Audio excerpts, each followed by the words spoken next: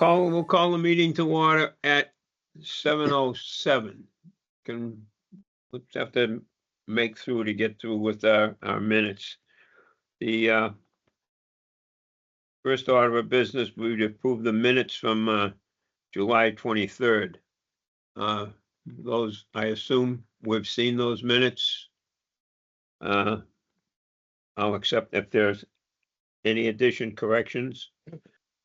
Otherwise, I'll accept a motion to accept. I'll make a motion to accept the minutes from 7:23. I need a second. I second it. Roll call vote. Paul Flaherty, aye. Dan Lazar's aye. Steve O'Brien, aye. Andy Leonard, aye. Okay, thank you, gentlemen. Vertex and Weston Sampson, could you get the presentations that you had from that last meeting to us so they can be incorporated as part of the meeting for the minutes, rather, for that last meeting, please? Yes. Thank you. First order of business will be OPM report. Mr. Kirby, and I guess you and Weston Sampson will be handling this, or Matt? Correct.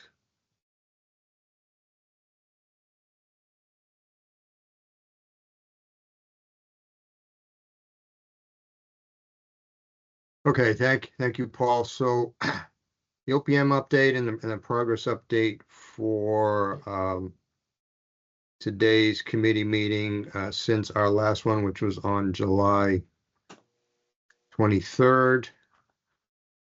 So we had an initial space needs performed in July. We had a follow-up done with Weston Sampson and Dennis on the 6th, and that has culminated in an updated space needs assessment report as of today. We did have our working group meeting this morning, and that report will be issued. We are also looking to set up a share file so that we have our documents all in one place, and everyone that's essentially authorized to take a look at them, the committee, working group, and so forth, will have access to those.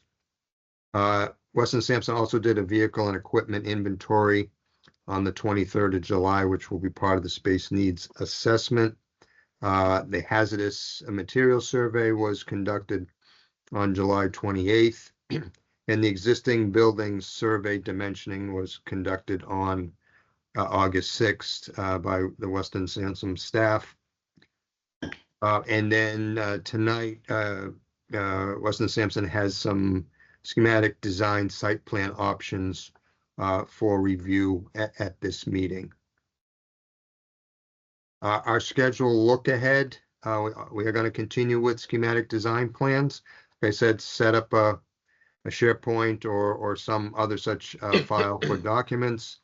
We'll continue our bi-weekly working group meetings unless we need something out of that bi-weekly order.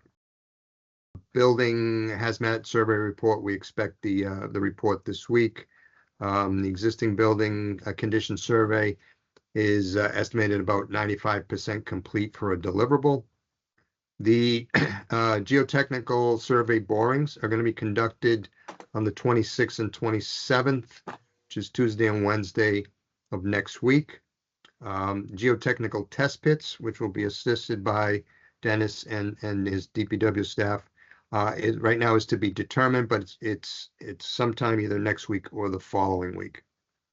Environmental assessment sampling is going to be conducted along with the geotech survey.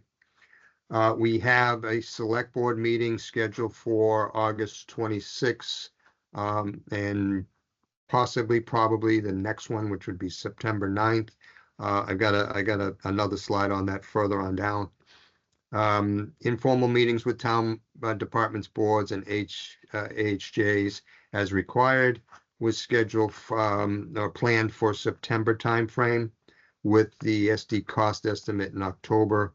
We were discussing today, we need town meeting warrant language needs to be finalized by October 10th. The schedule look ahead specifically for the select board meeting. So we've got a joint meeting with select board and DPW Building Committee. Right now it's August 26th in person at the town hall, but will also be, it's a hybrid meeting, so others can call in remotely, but myself, JP, and I believe Tony will be there from Weston and Sampson in person. Yes. Yep. I say possibly September 9th because based on a discussion, they may or may not be able to make a decision after our update because it'll be somewhat new information. So the next select board meeting is the 9th. Like I said, we'll present a project update, combined Weston Sampson, Vertex, and building committee members. And the recommendation by the building committee to the select board for a funding request at town meeting is going to be one or the other of design to bidding funds only, or all funds designed through construction. And that's something we're going to be talking about tonight. I think maybe, do you want me to hold up on my presentation for the funding approach and then have Weston and Sampson present the options that they have now, so everybody can sort of take a look at where we stand? That's fine with me. Yeah, I'll stop sharing, and JP or Tony, you can jump in. JP, I'll defer to you. Yep. Yeah. Thanks, Steve. Yeah, I would just put a little caveat in there that we have some site concepts. We have not had a chance to vet these with Dennis yet, so I will skim through them. I'm not sure we want to review them in detail yet until we can, talk through with Dennis with a little bit more detail and see what might work. But anyway, what we've done is a couple different schemes that are in variations of two ideas, one of which is to try to keep the existing building, but basically renovate it to the bare minimum so that we're basically just looking at it as storage. And so we're basically saving by reducing the requirement for a new garage by that amount. And sorry, let me just highlight that this is, oh, so sorry. I'll zoom back in here.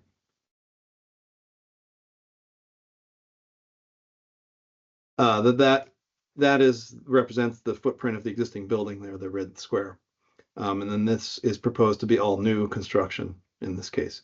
So the proposal here, as an example, again, these are very high level concepts, to build new vehicle maintenance and a wash bay, be able to vacate this existing building, and then build the rest of this and renovate this building as again, just storage. So we're trying to keep the cost of renovation down and minimum, touch that building as minimally as possible. And then we looked at a couple different variations of new construction, entirely new construction, with a new garage space at the back, new potentially some pull-through maintenance bays, pull-through wash bay, and then admin and workshop spaces. Again, we haven't really vetted this with Dennis. We have to look at some truck circulation, et cetera, and see how these might work. These are sort of first level concepts to be able to really for discussion points. But point is, we know we want to look at both a renovation concept and a new construction concept, because I think once we start looking at the costs, we think there's probably not a huge difference in cost between these two ideas, but that's to be vetted out. And just briefly, as Steve noted, we've updated the space needs matrix, which indicates each individual space in the proposed either new or renovated building. And with each of those lines is a sketch of that particular space, which shows layout and generally describes the operations of each of those types of spaces. So everything from admin down to locker rooms, large meeting muster room, which I think I passed here somewhere. Large meeting muster room with a kitchen so that it's a big multi-purpose room. And then down to shop spaces, water sewer shop, for example, and then the maintenance bays. So again, these are individual spaces not intended to be a full building design, but just to document the use and size of each of these spaces. So these will be taken, this gives us an idea of the footprint of the total building, but then these will be taken through into schematic design and actually put together as a building. So that'll be one of the next steps. And yes, we've gotten pretty far along in documenting the existing building as well. That's what this is showing. So that's kind of a brief summary. If anybody wants any more detail, I can share something else as well. You want to give them the square foot that you're at now? Somewhat, I know it varies between Reno Oh, and Middle, sorry. Yeah, but right. Yeah, I have that on here. Yep. Hold on a second. Yep.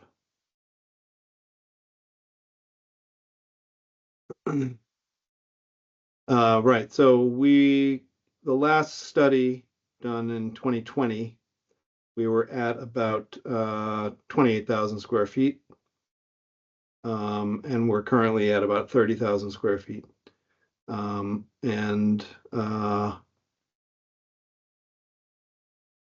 I think some of the space comes from adding a water sewer shop. And then mostly distributed elsewhere throughout the building. Nothing major changes otherwise. We have updated the as Steve mentioned, the vehicle inventory. And again, Dennis, we're going to send you this and update this to show what's going to fit in a new garage.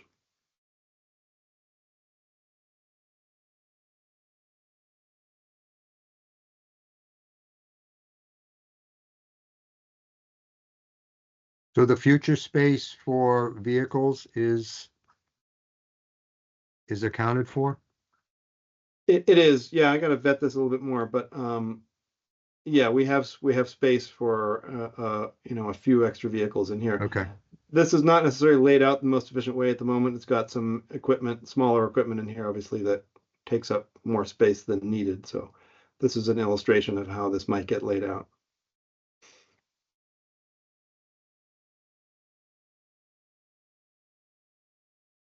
Anybody have any questions for JP?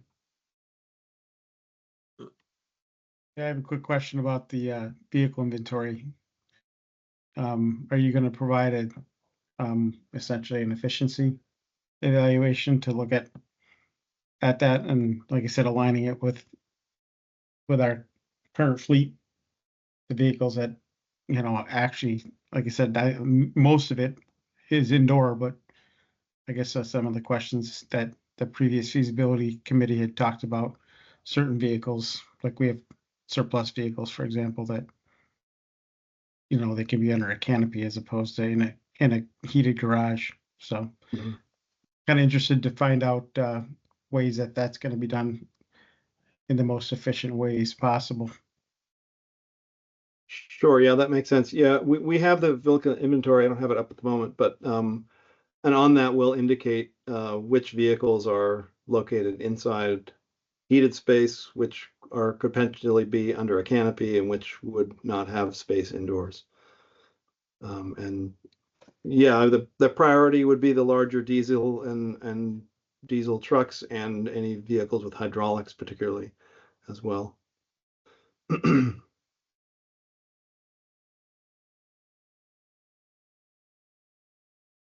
Dennis, you got any comments on this? No, I haven't scrutinized this plan yet, so I Yeah, don't really want to comment until I do. right. Basically, this is still a work in progress as well. Correct. Yeah, like I said, Dennis has not had a chance to review this stuff, so want to let him review before get too far with this. All right. Anybody have anything else? Comments, observations?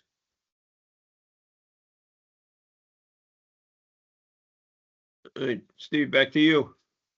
Okay, so it's sort of an update as to where we're at now and things are continuing. So these we sort of went over at the last meeting also, and the decision was to defer a little bit to today's meeting. It was, the funding approach, the option one, which was what we originally anticipated, where we would go to town meeting in 2025 for design funds, getting us design through bidding, which, the pro to that is we can present eventually at town meeting in 2026 with a bid in hand for the construction funding.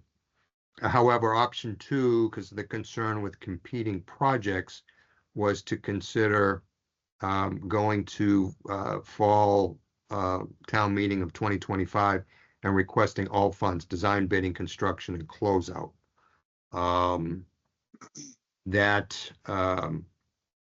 again, we're looking at having that discussion today, and part of the the milestone dates for option one was, and these are similar, but have little nuance differences.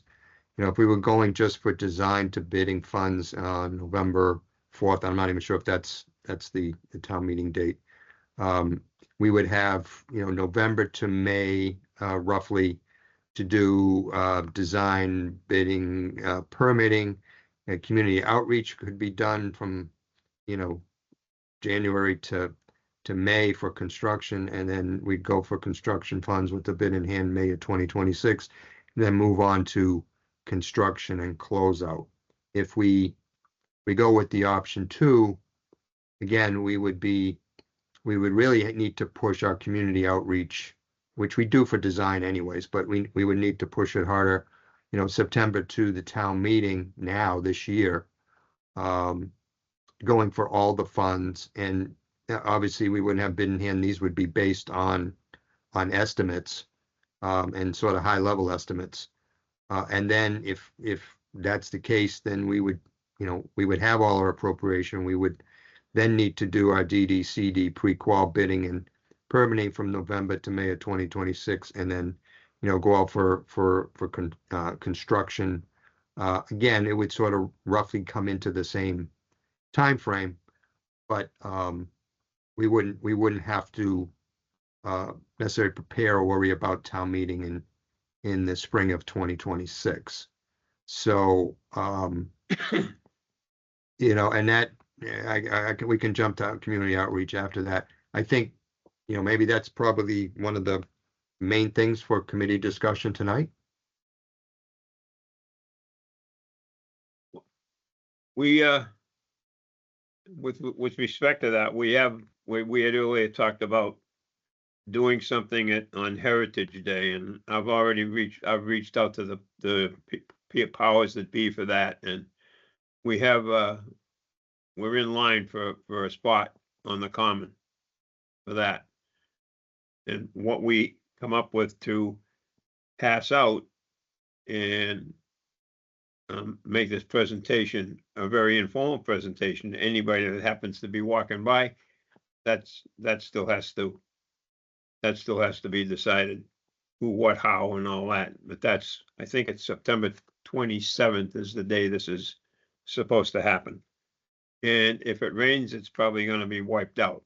So, well, I think too is part of our meeting with the select board is going to be like I said earlier, the building committee making the recommendation of which way to go on the town meeting ask, whether it's going to be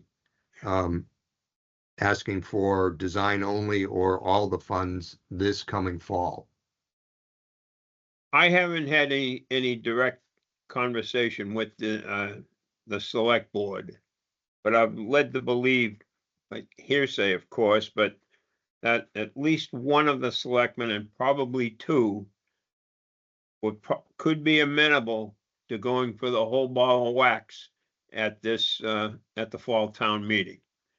Now, the building that we're in now, I believe Dennis and I had a conversation earlier today that it was, when that was put up, it was expected to be satisfy the town's need for 30 years. And I guess we're at the 30-year mark.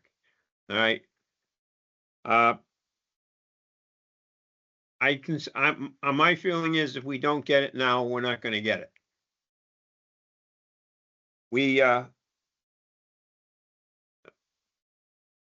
There are competing, like Steve alluded to it, there's going to be competing objects of competing groups coming forward, looking for money, looking for things at the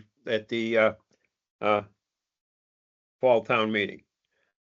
A couple of those things that they're talking about, to me, are wants.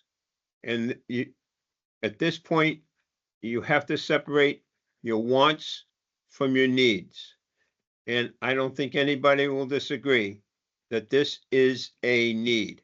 We've been talking about this for 5 or 6 years or longer. I hope this doesn't turn into the library project where they started talking for a library for like 20 years before we finally landed with the community center. All right. That's just my take on it. And I think I had made my feelings clear at the first meeting that we had some time ago in the town hall that, you know, we got to try our damnedest to get through, to have this thing ready to go at the fall town meeting. So I don't know. Dennis, Dan, somebody else want to pick up on this? Well, I think you're spot on, Paul, with everything. I'm pretty sure that the board is going to have their own ideas about what we should or shouldn't do. But I think that they're going to listen carefully to what the committee has to recommend. I recall, and Dan, you can correct me if I'm wrong, but I mean, when the original committee was put together, we had those conversations with them. I remember board members stating that they wanted to see the needs of the community met, and that we took into some consideration for future expansion. In other words, and that was actually, I think it was Brett that said it, and he said, listen, don't bring us a building that's maxed the day you finish putting the last screw in or bolt in. Make sure that you've taken into consideration. Now that's before we get into actual pricing, but I remember that's one of the things that they said to the committee back then. Most of that conceptual committee or feasibility committee, however you want to say it, is here today on the building committee, including Dan and others. And so I think that the Board of Selectmen are going to listen carefully to what the recommendations are. The cost of it is going to be the cost of it, and that's going to be a second thing to get over on how that's going to be handled. But the first part of it is what is required to meet the needs of the Department of Public Works to fulfill the core requirements that the community demands on it on a regular basis. In other words, how do we meet all of our compliances through the DEP and the EPA and ADA and everything else that we have to do to put forth a building that meets all of these requirements and can function. And again, I think that the design concept is to be a 50-year building. The last one was a 30-year building, and it was put online in 1995. So at 2025, we've hit the 30-year mark for that building. I think this building design our goal is to hit a 50-year building where we don't have to go back and talk to anybody about making modifications to this building for 50 years. 50 years is a long time. To most people, that's a lifetime. To me, that's a lifetime. I won't be here in 50 years. So it's a large investment, but you got to think about what you're looking to achieve. And there's going to be a great deal of discussion that night regarding the differences between going for just the remaining part of the design up to bid documents now and construction costs in the spring versus the whole ball of wax now. And I think that the board's going to look to the committee for, and especially to Weston and Sampson and Vertex, on your how comfortable you are with your. And I know from this high of a flyover, you're going to be looking at a range, but the board's going to look for how accurate is your range. We know somewhere in that range is the real deal, and that's what they're going to want to know. Is are we certain that the real number is in that range? Did we hit it in that range? And then we have to take it from there. But the board is going to rely heavily on how this committee feels about designing the building. Well, they know the costs are going to be the costs, and then they have to decide whether or not they think it's going to be palatable on town meeting floor, or whether we have to go back and talk about something different. But they're going to want to know that the committee did its due diligence in putting together a solid proposal on what it would take to build a building that's going to take the DPW through the next 50 years. That's my take on it. And along those same lines, we built the community center, and which is a library and a senior center. And what portion of the population does that building serve? I know there's a lot of people go to the library, and there's a lot of activity at the senior center. I'm involved in several of those.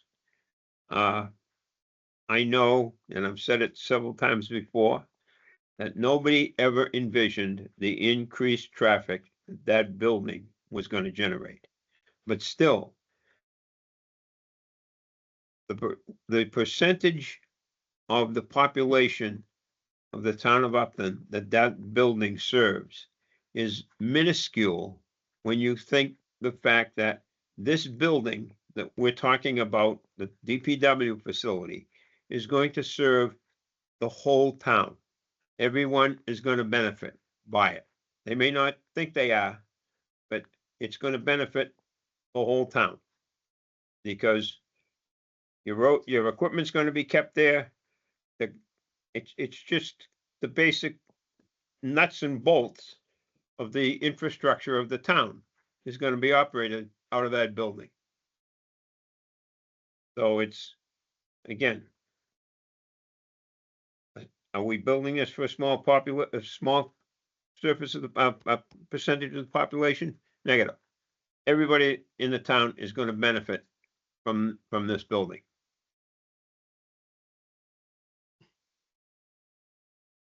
Anybody else? What are we doing here? We gotta make some hard decisions. That's what we're getting paid so much for tonight, you know? Question, if it's denied at the town meeting, does that preclude it for 2 years to come back? No. Okay. You can come, if it failed at the fall town meeting, you could still bring it back at the annual. Yeah. Things like that have happened before. It's even though this passes about the town meeting, it still has to go to a ballot. All right, and when they did the ballot for the community center, there was 806 yes, 727 no, and 18 blanks. So that didn't pass. It didn't pass by all that much. And again, that was part of the annual town election. So I don't think, given my past experience here, that they're going to want to call a special election for this. Now, there's a time limit though, right? Between if you pass a question and the ballot has to take place. Isn't there, there's a window there? Am I right? Yeah, I'm looking it up. Well, I think if, correct me if I'm wrong, if you just go for the design funds, you wouldn't necessarily need the ballot because of the amount.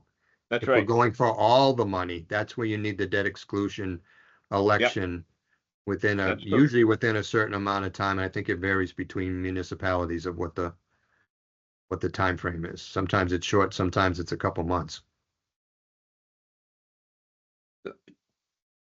Unless you call a special election, but there's cost to that. Yeah, there's cost involved.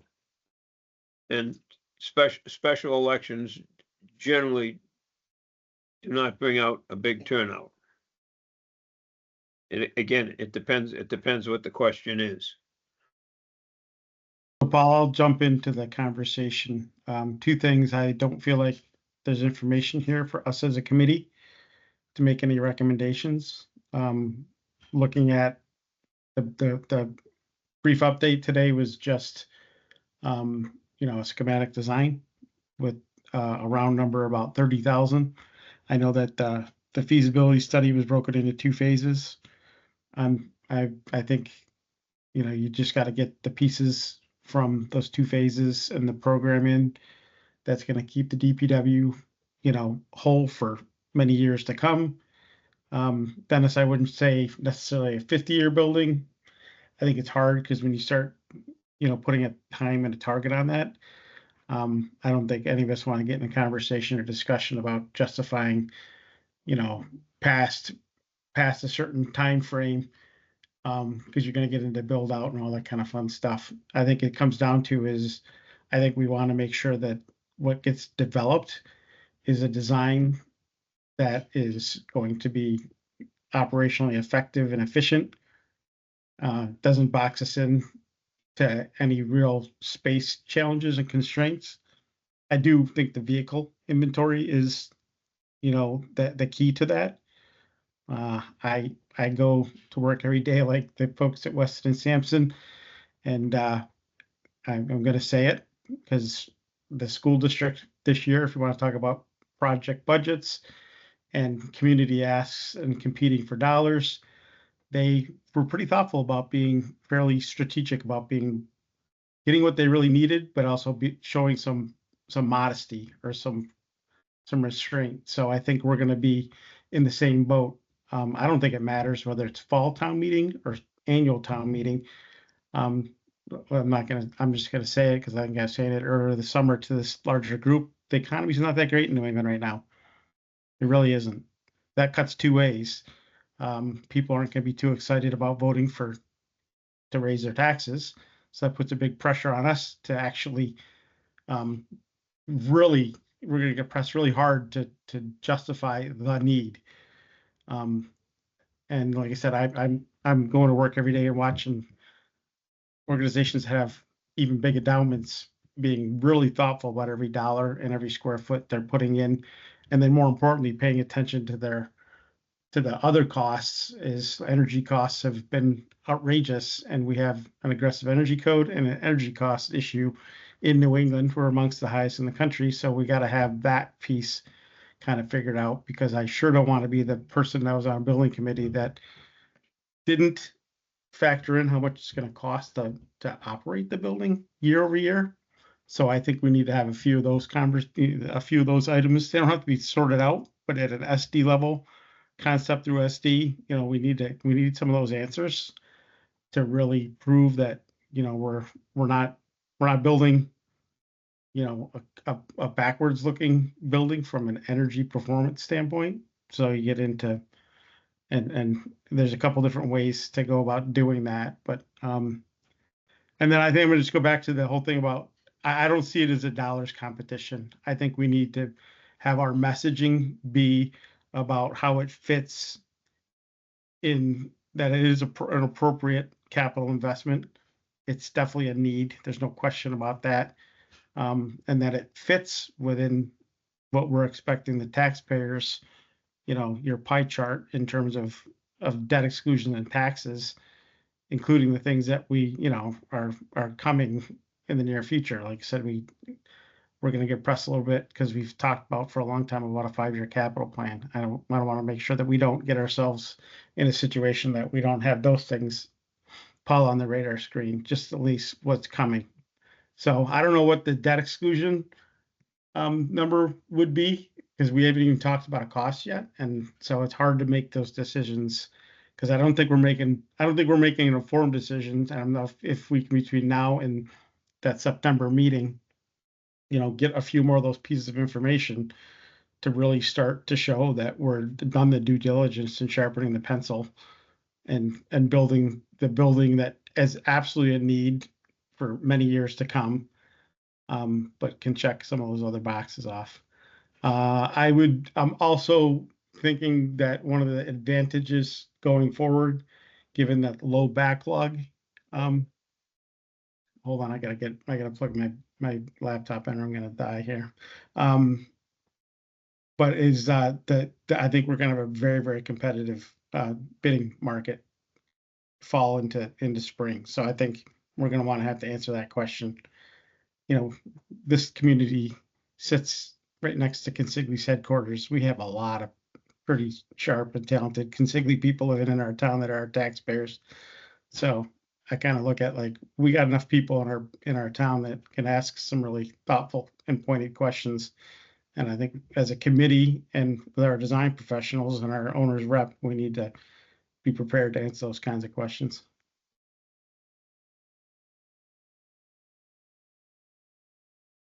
Well, again, we have to, let's say, came up with a number, 22 million, and I'm just taking the number off the top of my head. If the number comes in less than 22 million, they're obviously not going to borrow any more than it's absolutely necessary. And also, I think Dennis brought it up at this one of these last meetings, that part of this is going to be shared through the enterprise fund, that the ratepayers are going to pay twice, but that's how it has been. There's a portion of this, I'm not sure what portion it is. I don't think Dennis knows right now. It's going to take a while to figure that out, but some of this is going to be paid by the enterprise account. All right. Which enterprise account are we referring to? I guess I just want to understand what the enterprise. Both of them, water and sewer, they're both going over, Dan. Yeah. We also, my question to you, Dennis, is the question is, we actually are sitting on a time bond, capital improvement plan for water sewer. So that's the part of the alignment. We just got to make sure those things are done. I'm not saying that, like I said, there's a portion that can't be done, but I think, we want to make sure we're covering all the things. Because those are essentially ratepayer collection things for, first and foremost, the wastewater treatment and pumping stations and distribution first. And I do agree, Dennis, that a portion of that can probably be logically put towards the shop and administrative facilities. But I think there's going to be some logic to what that number is. There has to be, and the DOR mandates it. It's not arbitrary in any sense of the word. You can't just turn around and decide on your own. It's going to be 30%, 60%, 10%, or whatever of the total cost of the building. You have to prove to DOR why you are charging the enterprise accounts for that amount of money. And Kenny Costa would be the first one to tell you that. Otherwise, they won't agree to it. Agreed.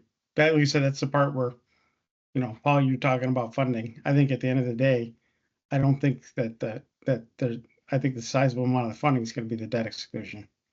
That's No gonna fund the question. majority of this, because it's about roads, basically. The majority of the building's use is driven by essentially the highway operations. Public Works, yes, no question, no question. Andy? Dave? Do we have an order of magnitude, a square foot price?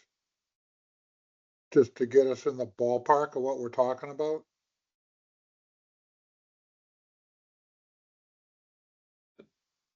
Can somebody from Weston answer that? Did they hear the question? Do we have a ballpark square foot price? We do, yes. I mean, a range of cost for construction only is probably between, what are we saying, Tony? Like, $830 to $850 a square foot or more, somewhere in that range.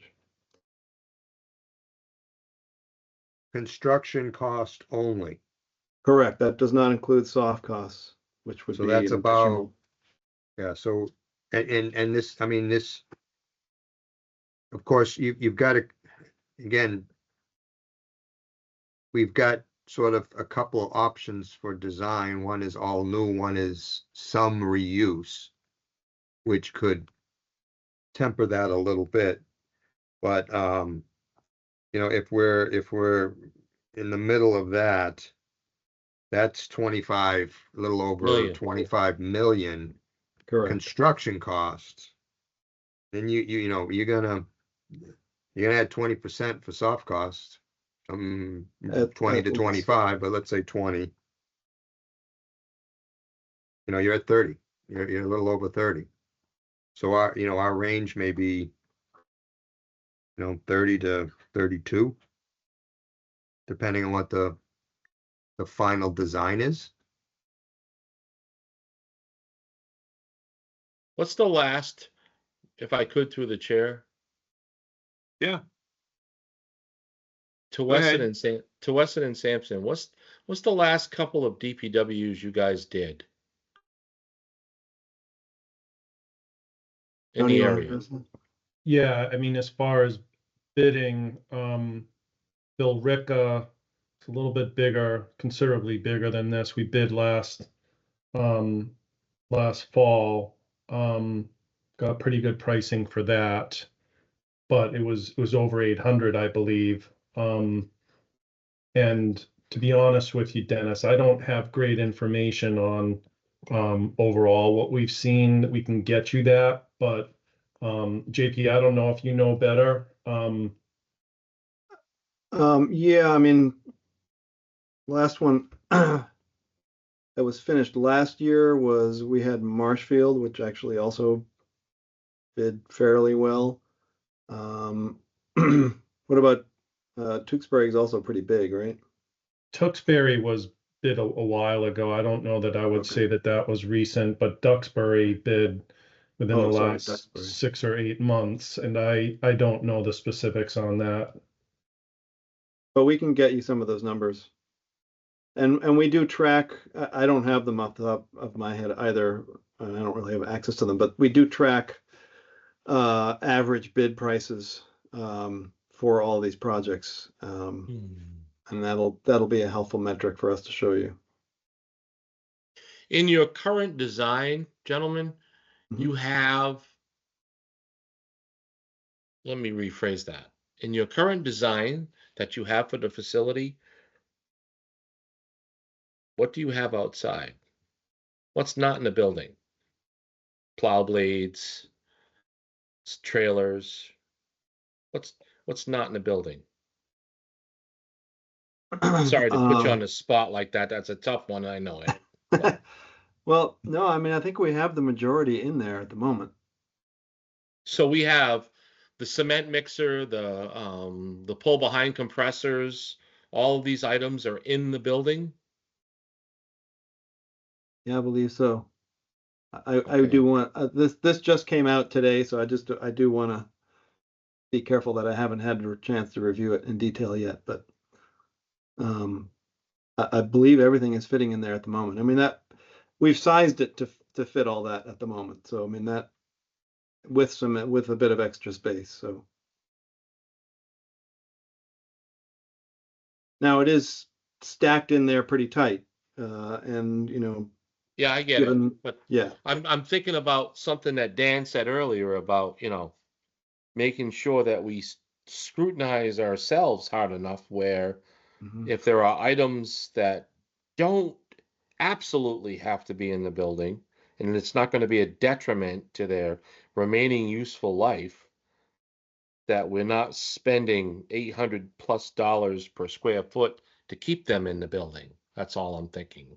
Sorry, but the Nope. things that have engines and transmissions are most important. These things with the hydraulics, stuff that's you don't want to load with 32,000 pounds of salt and put a plow on the front of it, pull it out of the garage at 1 o'clock in the morning during a blizzard, and ruin the transmission and take years of remaining life off the engine because you're putting it through that when it could have been kept in a building that's set 45 or 50 degrees, and your transmission and your coolant lines and everything had so much more of an opportunity to warm up before you put it through the test. But things like the trailers and the plows and even some of the other things like the compressors or the asphalt box, and there's quite a few items that don't necessarily have to be in that building. And if that was a way to shave off some square footage, which sounds like what the premium is, probably could would if it, behoove us to take a look at that. I would point out, and this is both good and bad. The vehicle garage space is by far the cheapest space to build. That overall square foot number includes all the site work and everything else, Yeah, associated with the building. The actual building itself and that storage garage, which is just big empty space, is really more like $350 a square foot. yeah. So it's the cheapest space to build and sort of the hardest to cut because every time we cut something goes outside. So it is a double-edged sword there. Yeah. In my mind, is things that are like non-negotiable. Everything that Yeah. keeps us compliant for washing our vehicles inside instead of outside, which is just a matter of time before the EPA and the DEP get around to finding us and other cities and towns in the Commonwealth, because the number of the 351 cities and towns in the Commonwealth that still wash their salt trucks outside is dwindling down to very little, because most people have addressed this by now. And, so it's a handful of us that are left doing this. At some point, they're going to turn around and say, right, enough is enough. You folks got to get your stuff together, or we're going to give you a consent order and start fining you for it. And then the safety issues for like the vehicle maintenance, where we have mechanic working on equipment inside the building. If you go in our current fire department, you'll see that there are exhausts that An extraction HVAC system. that come down and take the equipment exhaust out of the building while The it's fire running. vent. Yeah. Right. Yes. And we have this on a regular basis where, all winter long, we're working on equipment inside the building and that stuff is running. And we either have to open up these garage doors, which is like taking a wall out and bringing the inside in and the outside in, or we have to put up with the fumes and endanger lives. There are certain things we're just not going to be able to get around. Dennis, I totally agree with you on all that kind of stuff. All your frontline equipment that needs to be ready to go, storms, I'm talking about the loaders, all your 10-wheelers, all your plows, Right. all that stuff that's just got to be, it's got to be key turn ready, just like we have at the fire department. Yep. So that stuff, that's all a no-brainer. And it gets into, I guess in some regards, some things can be just stored, outside under a canopy, Paul had mentioned about, like just said, you put another smaller unheated building. I'm not sure I would do that. If it just needs to have cover, I would Yeah. go something Yeah. simple, like a canopy. Dan, that canopy that we have there, believe it or not, that has added life to the items that we keep underneath it, without a doubt, Yeah, compared to without a keeping it doubt. outside. Not Yeah. as well as the stuff inside the building, but there are definitely items you can keep underneath a canopy like that. They don't necessarily have to be in a 45-degree controlled temperature building. They just don't have to be. Yeah. And the other thing too gets into some things can be storage. So like anything that's a pickup truck, we do this at the fire department. Not everything we have is a pickup indoors. Some stuff's outdoors. But the pickup trucks, explore the idea of the wash bay can be just the storage for like a pickup truck, for example. So I guess my question too, I guess I would talk to Gene. I think that my question from the building perspective that's driving us up to $850 a square foot, this is where it's going to get challenging, because that's a high number. I work around the country, and I know that we pay high numbers in New England in general for a whole host of reasons that aren't worth going into in this conversation, because it's just our reality. So how do we go back to, and Paul, I'm gonna draw back on you and Andy, because you guys have been around Upton for a long time. I've only been here just short of 30 years. This town has had a long, especially the people who are the faithful town meeting, annual and special town meeting goers. They're going to expect us to be resourceful, and they're going to expect this committee's been essentially turning all the resourceful rocks over to make sure that, like I said, it's every dollar is money well spent, and it's a need driven thing. And that, like I said, we're not going to get the department boxed into having to do something, in a time period that's, short, decades, as opposed to something not. So I think we're all talking about the same thing. So Well, Dan, to your point, as the committee and the contractors we're working with as to be custodians of the purse, the community center, and I keep going back to that because I was deeply involved in that, not by choice, but we had many change orders, and the original appropriation was $11,836,000, and we turned back 463 or 470,000, depending on how you want to look at it. If you add in the credit we got from Grid for, I think, $18,000. So and Vertex in particular, because they were involved in it, and we were very conscious about how the money was spent, and there were several changes that we put through to reduce our cost, and everybody you talk to says they love the community center, and I think, given what you see, there's things we did another one, we'd do it different, and I think Steve would agree with me, but we can't go back, and I'm getting too far off the subject, but yeah, I think I want to just bring it back to one of the bigger things that we need to focus on that relates to the option 1, option 2 discussion. I don't think we still have enough information to talk about option 1, option 2, and a few of these things we just talked about are the things that we're going to want to be able to zero in on. We'll get a certain distance with the taxpayers of the citizens that will come out. Like I said, you're likely to have more supporters show up to town meeting and less supporters to show up at the ballot box. That's just simple. It's just simple math. And I think the economics and realities of what's going on is going to be us, like I said, kind of really proving that the need is addressed.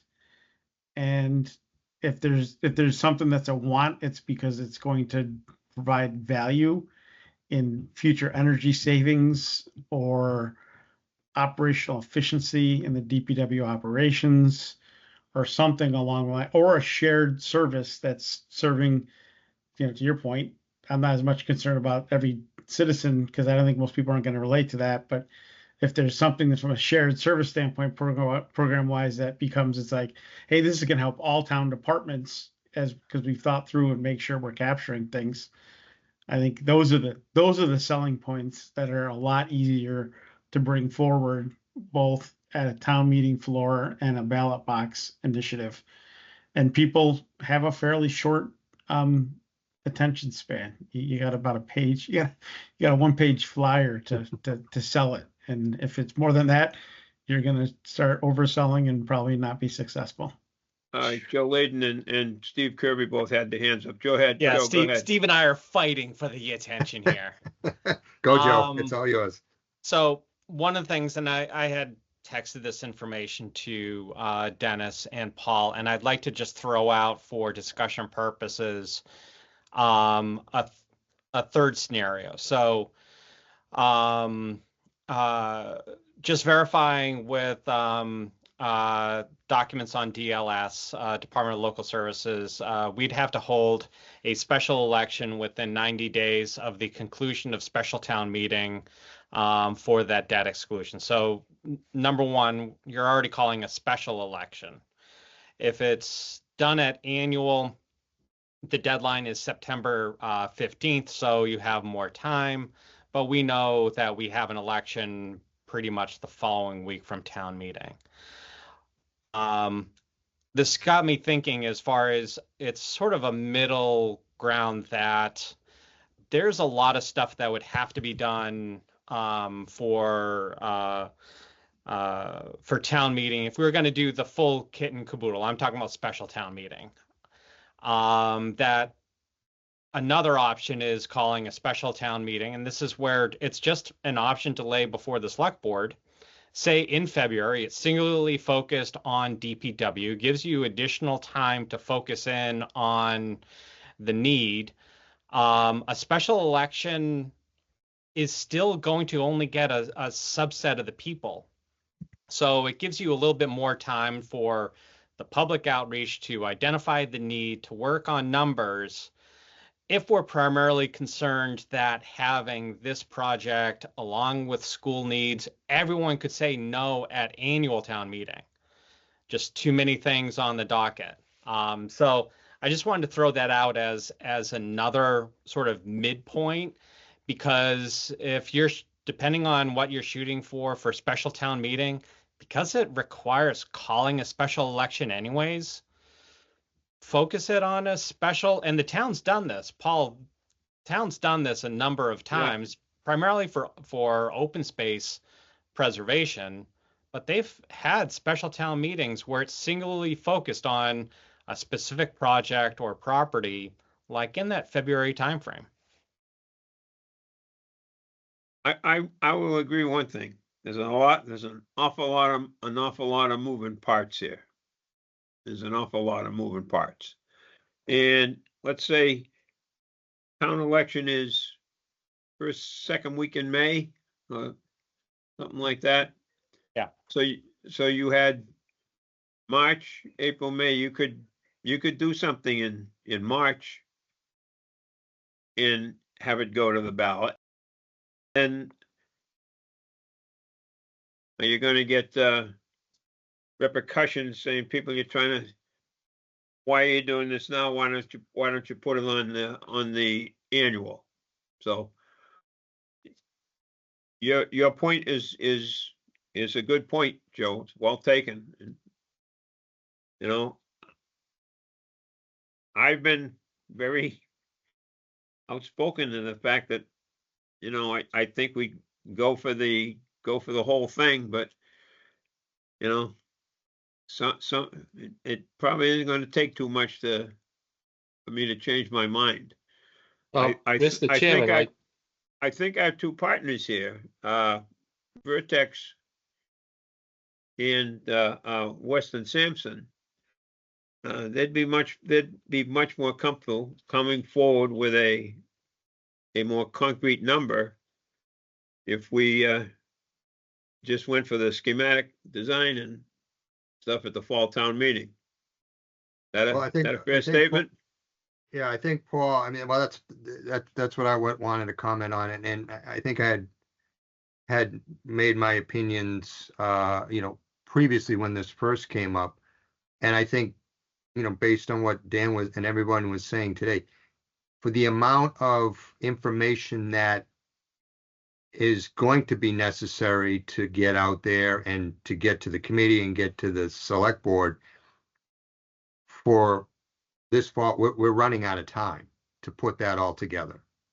And it's such a high level number, even if we go to February, and if we don't have bid in hand, but we'll have a couple of estimates that we've gone through with the cost estimators, and we've done the reconciliation, and we've done some of the value engineering and reviewing if we think the space is too much, and we know what's going to be renovation versus new, so we can parse the cost per square foot will be less for some and more for others. We'll have better information, because what's the taxpayers want to know? How much is it going to cost me? That's their question. That's the bottom line, baby. That's all they want to know. And if we can put a tax calculator up on the on the town website that they can plug in their assessment and figure out what they're going to be paying, that's for the most part, there's always people that say, oh, we don't need it, it's too big, or it's a bad location, whatever it is. And in this instance, the location is great because you're already there. But most of the people is, well, how much is it going to cost? And I think showing the conditions of the DPW now, potentially having tours as community outreach, if you need to prove that, hey, the need is there, I don't think they can argue that the need isn't there. So it comes, and then the location is location, so that's off the list. It's usually location, cost, and need. So if we could potentially just be down to cost, if we're putting the cost together now, we're certainly putting in some contingencies and some buffer to make sure we don't get caught short. And we may not have to do that if we get much farther into design.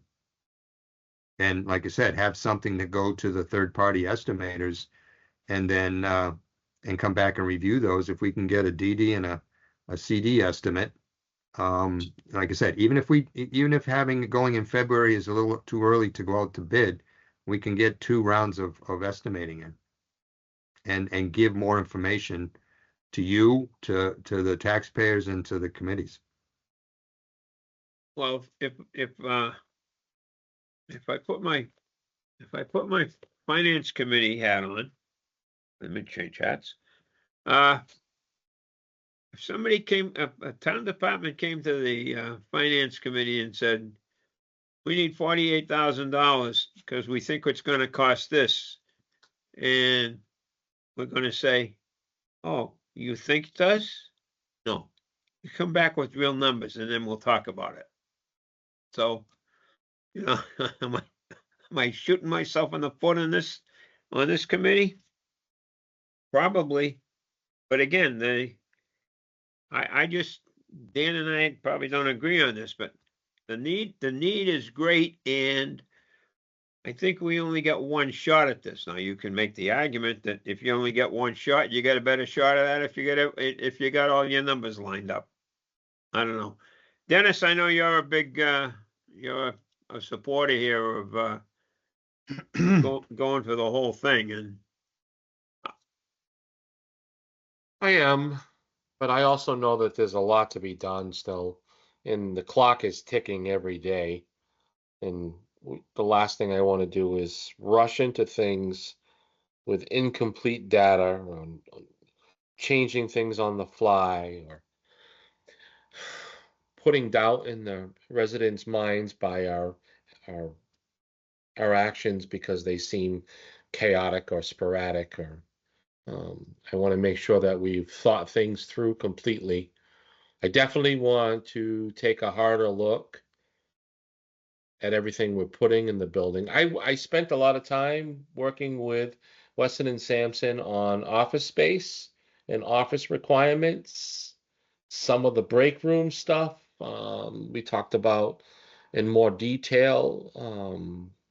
The tool rooms, isolation of, in other words, I want to make some separation between water and wastewaters equipment and highways equipment so that I don't have people taking from, and that's all minor stuff, but you just got to account for it correctly. And every DPW that I've been associated with in my entire career has done that with success, and there's a reason for it.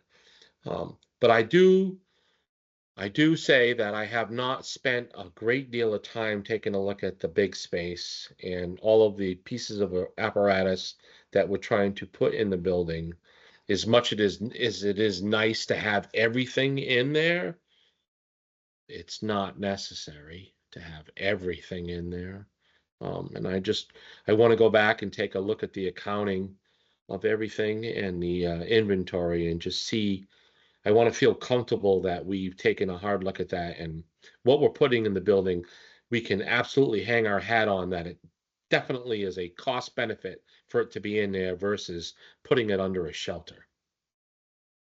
But Other than that, I don't have much. I looked at some of the schematics real quick, and we need to have some discussions about some of those pros and cons, but that's where I am with that.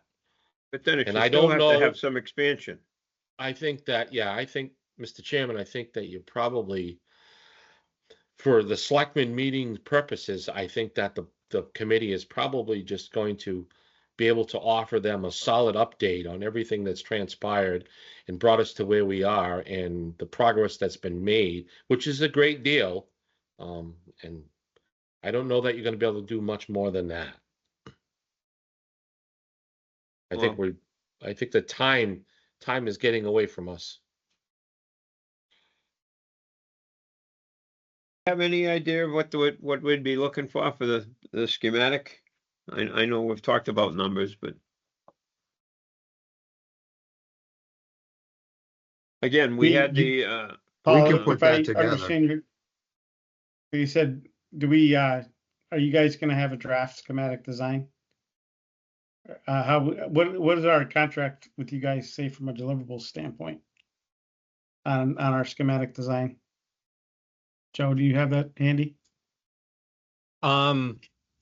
I can look for it. I don't. I'm I not think logged in. it's a schematic design and a schematic estimate, So basically, I'm getting if I architectural recall correctly. floor plan drawings is just AIA terms, basically. Traditional AIA terms in our contract. It's, probably. It's typically floor plans and elevations enough to describe the building, and then we have typically Site plan. narratives and a site plan. Okay. Yep, thank you. And then narratives for the engineering disciplines. So all the basis of design items Yeah. for the Correct. Yeah. Yep. Like I said, I think the other part that is a wild card here because of our high energy costs locally is we're going to have to make sure that we have our energy and sustainability basis covered. Do designs, but we need to have some choices there because you want to be able to tell people what you're doing and why you're doing it. So I think that's a really important piece right now. And that goes hand in hand, Dennis, with the whole idea of, bigger versus smaller building, because that's how big your utility bill is. I'm aware. Yeah, I know you are. I look at, here's an example is, you're gonna wanna heat that bay probably with a radiant floor, and there's a premium to that, but you got that back, you get that money back by year It's much 5. more efficient, much more efficient. Yeah, so I mean, we got to do those kinds of things. The building, just going into the base building code because we're in 2021 IECC and we're a state that puts stretch in. we got to make sure that, I think most of those things are going to cover all the rest of the energy performance. So I don't know if is there a thought of that we need to have that discussion? Joe, again, I just want to make sure we can check our green communities commitments that we have to say we're checking boxes to. We're just a stretch community, so we're not anything more than that. So, but I do think we need to be able to check the box on our green community commitments as it relates to this project. Because let's face it, right now I go to work every day. I watch our poor mechanical engineers and our energy engineers, deal with people that don't want people to use fossil fuels. That question's coming, folks. That people are asking that question, and it's not, this kind of building type. That's unless we're doing geothermal, which is a premium we're not going to afford. You're not going to be able to say yes to that. You're going to have to tell them we're doing natural gas, but then you're going to have to tell them you're doing natural gas, in the most optimum way, and that we have the building performance. So from a screening standpoint, we're going to need some of those kinds of things checked off in the boxes. I mean, nowadays, if you make an application to Mass Save, they do not take any. It's all electric, no fossil fuel. The only thing you can have on a site is a generator with a day tank, because that's not heat related. It's all electric for them, and so it, if we haven't even really talked about that, but if you're going for incentives for them, it's all electric. It's one of the reasons why there's not a lot of construction going on in New England either at the moment. Everything we've talked about recently is on projects, it's all electric. Well, I'm watching these things. I'm watching this issue kill projects, or substantially make people spend money on that stuff and not on program in space. So I know Paul and Dennis don't want to hear that. I don't think any of us want to hear that, because I personally don't think I think you need to be thoughtful about that. But those are the realities we have facing us. And I think we have enough people in our community that can come out of the woodwork. We have enough architects and engineers that I'm aware of, and a decent consigliere crowd that are residents. So I would say in our little town, we probably, by our size, have a disproportionate number of people that are pretty smart about buildings, design, and construction. Dan, I don't think we even have to get to the architects and the consigliere people. There's enough. I think we have more than enough green people to go around. Well, they're the ones that are going to want us to electrify, and I'm not sure we're not talking about an electrification strategy at all. And then it cuts you out of the only way you can heat this building electrically would be having geothermal.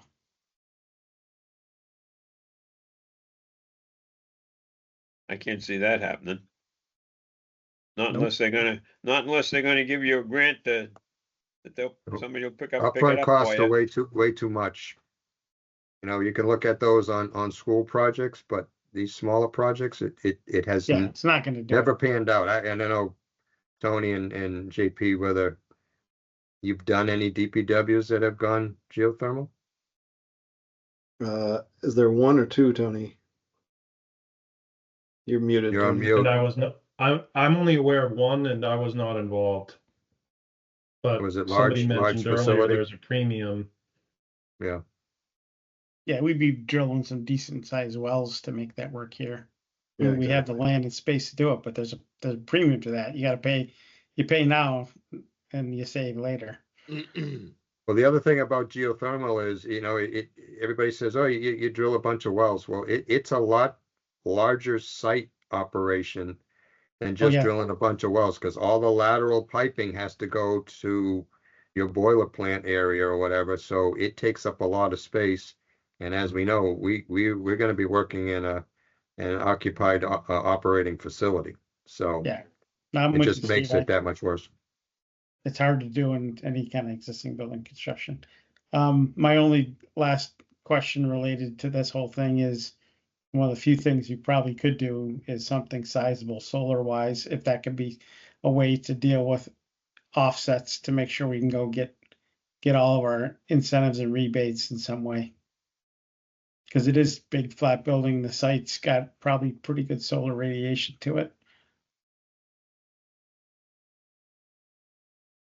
So Well, you those are the certainly things don't- that we just want to answer those questions and say we've looked at them. Because to Paul's point, the people that are our open space crowd, who are probably one of the bigger, more faithful and loyal participants in town meeting, are going to be asking those questions. They are some of the more powerful people in the town when it comes to getting people out to vote for things. Yes, they are. They are a huge voting bloc. So that might be something, Dennis, too, like you said. I don't know. We even have our own school district of what's still out there, because I don't think the state's going to back away from its commitments to its climate plan. To your point, Steve, all this goes back to the climate plan that was put together and adopted as part of the 10th edition and the year before energy code change. It's pretty radical stuff. And it makes us pay if you don't play, you got to pay a toll instead, which is in this case, don't get rebates and stuff. So, Mr. Chairman, Yeah. all good discussion. And I think we talked about a lot here tonight. We still have a meeting with the selectmen on the 26th. And we need to have some direction on what we're going to be asking of Vertex and Weston and Sampson to help us with for our presentation to the Board of Selectmen. And it sounds like it's going to be strong on an update and bring as much information as we possibly have at this time to them. And I think it's going to be, we're not in a position to go for the full ball of wax on Yeah. November 4th. Yep. So that's I just don't think basically, time is against us, and we don't have enough done or enough information in front of us to be able to make responsible decisions, and there's still too much that needs to be sorted out. And it's just the way it is. And at the risk of getting ahead of ourselves, can we kind of look in the crystal ball and say, when would we have something substantial enough to come to the board with? Middle of February, end of January? That's up to Steve and Tony and JP. Well, my question, Mr. Chairman, is the committee still going to ask for the remaining? Are we still putting an article? Are we still asking for an article to go forward at the fall town meeting for the fall town meeting? Losing track of time really bad here. For the remaining engineering up to bid documents? I would think so. Yeah, You have me to, too. yeah. Yep. So we're gonna need to have I'm that. sorry, that isn't even a question. We want to get it to bid ready. Do we Right, not? so we That's need what I that to be think. part of our presentation. Yeah, I think you want to get us through bidding. Again, if we decide to veer off and have an earlier town meeting, you can always go to town meeting with a solid estimate, and then we can, we get the pass, you continue on to go to bidding. But at our original intention was to try and go to a spring 26 town meeting with a bid in hand to say this is this is what's going to cost from the contractor, obviously with contingencies and so forth, but we have a number only because it's more solid, market and sale to the taxpayer, that we actually have, like you said, you got a quote. We know what it is. I guess, Paul, to your point, I would say that we're, taking that traditional route is the way to go. The whole discussion of trying to have a special before the annual, I think is premature. I think I would agree completely that we're gonna just go for the rest of the design funds for special town meeting, to do that. And like I said, I think Steve, to the point that what is converging here is if we can sit down with you and figure out a budget off this SD number and check those other boxes we've been talking about and all these other variables that we're fooling around with that we know we're gonna have to deal with our taxpayers and our constituents, and the demonstrated need part, I would venture to say that we would want to try to figure out, we can't figure out our hard and soft costs without a budget number that is something that the select board is going to be comfortable with us trying to defend, or we may be given instructions on, how it's all going to fit and what our design to budget number needs to be. You know what I mean? Well, So- yeah, Dan, what to your point? If you're the put your capital budget committee hat on, and I put my finance committee budget hat on. You're gonna want concrete numbers. So is the finance committee. Yep. And And I think historic. the good thing about that is if we can get it ahead of time, Steve. I'm talking about trying to speed up the DDCD if there's an opportunity, because then to your point, the project's bid when you're going into town meeting, and you Right. got.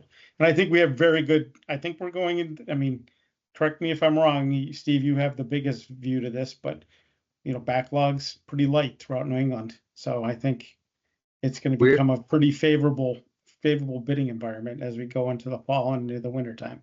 We're seeing good numbers now. So that we're seeing more bidders showing up, more file sub bidders showing up and putting in bids.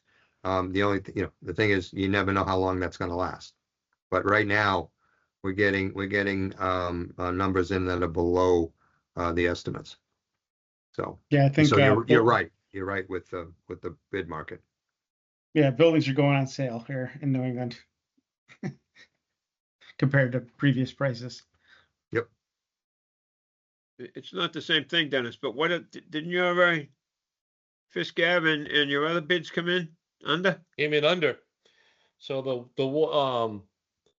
the water sewer on 140 came in under. The Fisk Ave came in under. My crack ceiling and my asphalt bid came in under. Not by a lot, but it came in under. Yeah, so Andy- I've been seeing it as well. Andy, you do municipal stuff off and on, don't you?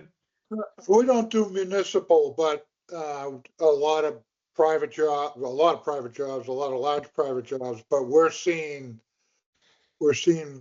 being extremely competitive just to get work with our customers. So it is a favorable environment, and I don't see it ending anytime soon. And, at least from a site work perspective, anything that's put out to bid in the winter and spring, people will really take Yeah. a dive for it, Yeah. just to get the year going and stuff, it's just a mentality. So I don't see the market changing anytime soon, and none of us do. All right, I don't think we're gonna need, we needed to go for the motion on this, but can we, throw out the sense of the committee is to go with the presentation to the selectmen of, this is where we are, this is what we think, this is what we want to do. And for now, we just want to get to the point where we have bid-ready documents.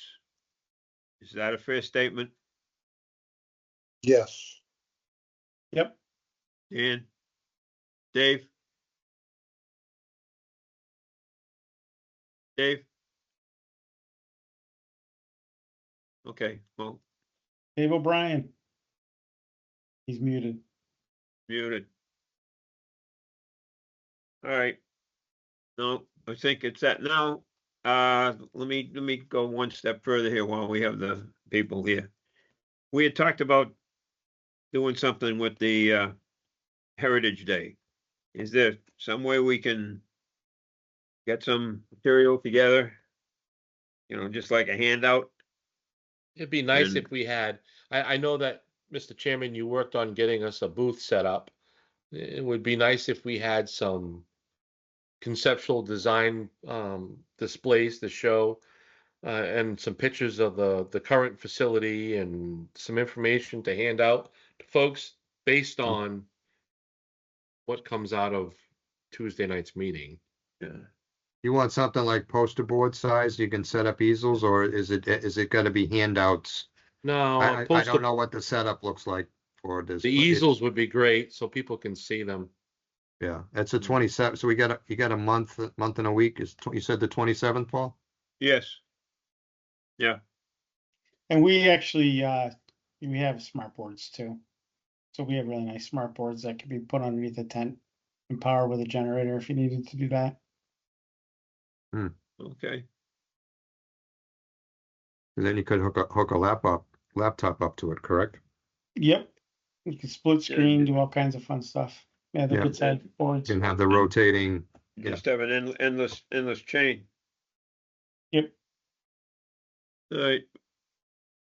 It, well, I mean, speaking of, that's good, but we still, maybe it's not as critical now that we're going, simply for what I'm just gonna term as design funds. But we still have to get the community outreach going. I think one of the things we should probably do, is update the DPW Building Committee website, because right now, if you go on it, it's all the 2020 information. So, we part of what we talked about at the working group this morning is getting these deliverables, the space needs report, the comparison between 2020 and 2025, and get some of that information, and you guys can dictate what you want up and what you may not, but get something up on the website to begin with. If people are going to start saying, well, let's see what they're doing. Right now, it doesn't look like we're doing anything. And I'm not sure the meeting minutes are under the agenda and meetings, right?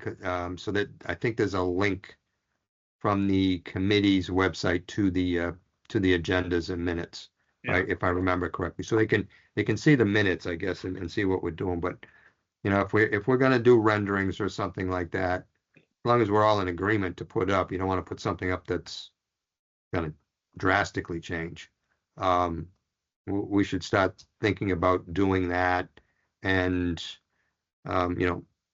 opening up that FAQ, and having an email so that questions can be submitted, and just someone from town will have to accept those. Maybe they go to the building committee email address or something like that. So those are things that we should probably start off with before, and then at some point you're going to have to, we call the roadshow, is you're going to have a few outreach sessions at the community center, or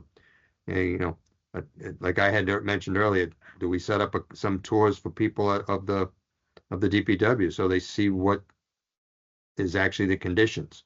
I mean, maybe photos will do that, but get some feedback from the residents of what they want to see, and try and accommodate that. Steve, So we being can around keep discussing. Heritage Day weekend, we're not gonna get anybody down there. We have a hard time getting people to come a block off of the common up to the fire station. We give fire truck rides, and that usually brings up families and others, but people stay down at that common. I think, just being underneath a tent and having, one or two regular hardboards and then the smart board to share information and talk about the story and the progress and, the key points that we're talking about that are the focus of what we're doing, that we're focusing on needs.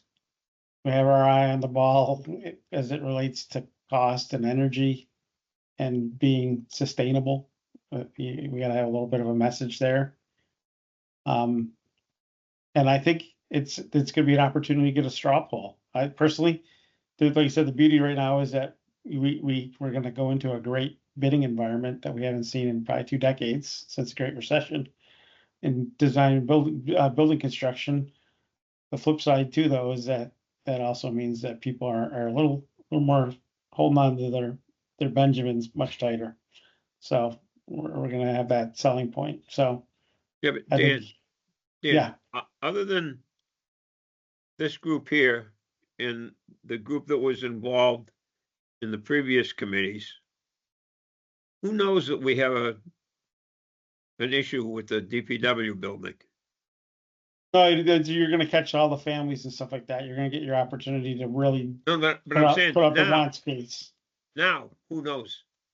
Oh, I know, but like you said, at this point, I think we're going into a tough environment where the need's there. Nobody's debating that. But I think, I think you, like you said, you're going to go for a debt exclusion, so you got to make the ballot box. Just a question. Really, this is probably Weston Sampson, but then also for Dennis. Have we started? In understanding, we don't want to maybe get some things that then someone who works for OSHA then decides to pay us a visit. But have we started taking photos of some of the examples of why we need? And that board, that could be a board at Heritage Day, but also, part of Tuesday's meeting with the select board, it's like, let's bring us back to why this is important anyways. And, we're always able to extract video and put it out on Facebook and, identify that need. So I think in any opportunity in front of the board, we should be thinking about how can we reinforce the more urgent need for this for the town, but also the employees. In Weston and Sampson's original presentation that they did some years ago now, they took pictures of the entire facility and all of the deficits within the facility, all of the code violations within the facility. Some of that they shared on their presentation, some of that they didn't. But yeah, that they have all that, and we certainly can have all that available to show without a doubt. I'm just talking about like 5 to 6 photos. Just, hey, remember this is what we're talking about. Just to highlight.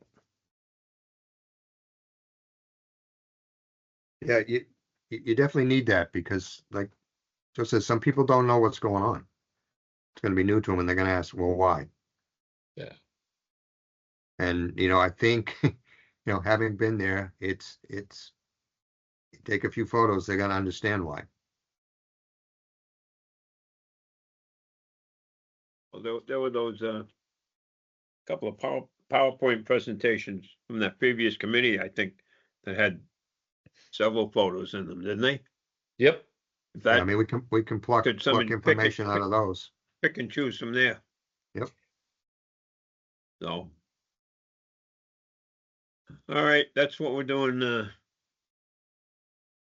Tuesday. And then as a group, or you're still having your working group meetings, Dennis, right? Correct. We had one this morning. Yeah. And they marked out for Weston and Sampson came out and marked out for all the test pits. And we have a tentative schedule for next Tuesday and Wednesday. We'll be working with them. They've already called DigSafe on our behalf. So and we'll use our equipment, and we're going to open up all of the spots that they have marked out for doing core samples, borings. Dennis, were they able to tell you what days they actually want to be doing test pitting? They said that we have a tentative Tuesday and Wednesday, 26th and 27th. And I know from our working group meeting that might change to Wednesday or Thursday, and that's fine. The borings are definitely scheduled for Tuesday and Wednesday. I think what I heard back from them was our geotech engineer TJ that was out there today. I think he wanted to be able to observe the site and go back and then determine exactly how they're going to strategize during the test pit. So they should be able to tell me tomorrow, hopefully, Okay. when they want to schedule those. He only had one concern about a tentative test pit at the corner of the building, right up against the building. He wasn't 100% sure it was going to be necessary yet or not, and he was concerned about our ability to get in there and actually open it. But I looked at it, and we Yeah. can open it. Okay, I'll Dennis, talk there to him might be about that. there might be photos of that project still kicking around. There I'll is. call it. Yeah, I mean that like you said, Paul remembers Yeah. that thing. All that rock was taken out of there. Should be just backfilled with sand. Yeah, it's good material, and it's a clean site. And like I was telling your environmental team, is that we're the original owners of the site, so it's not like we acquired it from a busing company or or a gas station or anything else. It's just us. You know, we don't have USTs on site except for one tight tank for our drains inside the building. Other than that, and the two septic leaching field areas, that's pretty much it. Good. Well, we took out all that, gravel, and that's how we paid for some of the building. 300 and gravel. something $1,000 worth. Yeah, yeah. Building All came right. in just under $1 million, and it went online in 1995, so 30 years ago. And look what we're talking about today. Come on, you can pull more out, right? Yeah. Gravel pit. Anybody have anything else they wish to contribute or questions they want to ask? When would you like to have another meeting here?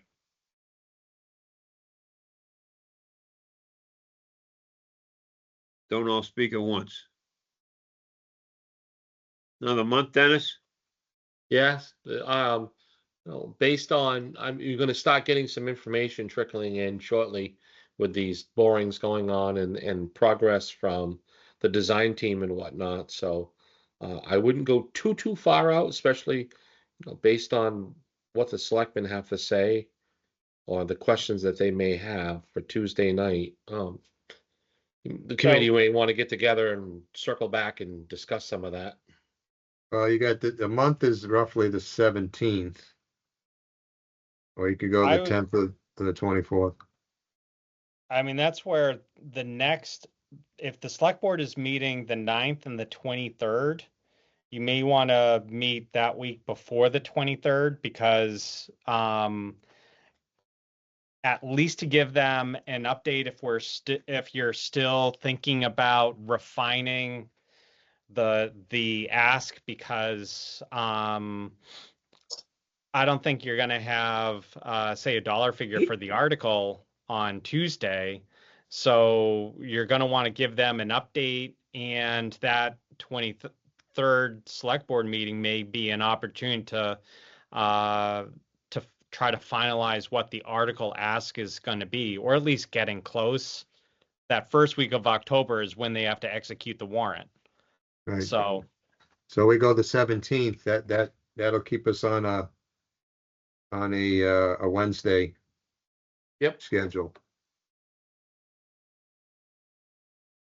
If that makes sense. That works. And we can put together a number by that time. All right. And you'll get those presentations from the last meeting and tonight to us to Yeah, we'll send it Make to you, Paul, so you can distribute it. make part of the meeting and the minutes. Going forward, can we, Joe, can you get us set up so we just have a team site so you can get everything in one place at Teams? And just get the committee access to the teams so that way it's in one place. And that way it lives and the art team can be archived when the project's done. You can just have everything in one place. Dennis can work on that with IT. Pretty easy. Joe's I'll help you. I'll help you, Dennis. Joe's not got hard. Joe's got short time here, Dan, you know. I know. But a Teams page would be helpful because then people can go grab stuff as soon as, because we can get it set up so the design team and Vertex can access the page too. So when they want to put something up, you can just put it up there. Well, and She that's why I mentioned in the beginning of the meeting about having a SharePoint file that people could have access to. But it doesn't matter what it is. It's nice to have something that this team can go to. It's not accessible by anybody. You're Yeah, we have invited in by Office your email. 365 MS Teams. We Yeah. can just set it all up there, so it's all accessible. Anybody can get at it to when they can get at it, and you guys could even post something that something's been updated, so people are aware of it. Yep, however we want to get there. We agree. All right, so we shall, So Dennis, that we need Chris a little bit, need a little bit of Oh, time yeah. with Chris for just permissions on Yep. externals, because our Teams page is pretty locked down just to town only people. So Are you You'd have to- around this week, Dan? I am. I'll reach out to him tomorrow and have a brief discussion, and then don't be surprised if you get a call from him. Okay, no problem. all right, I don't think we need to post for, Tuesday, selectmen, do we? I was going to, again, if you don't have a quorum, you don't have a quorum. I have it labeled as joint meeting You with should the still building post. committee. All right, Yeah, I'd post in case we get asked to deliberate in front of them. Absolutely. they better be careful what they ask for, I'll tell you that. All right, having no more information, thank you all gentlemen for being here. We shall entertain a motion to adjourn at, I make a motion, we adjourn at 8:49 PM. 8:49. I second it. On roll call vote, Paul Flaherty, aye. Andy Leonard, aye. Dave there? Dave's I not think you there. lost him. I think we did. All right, thank you, gentlemen.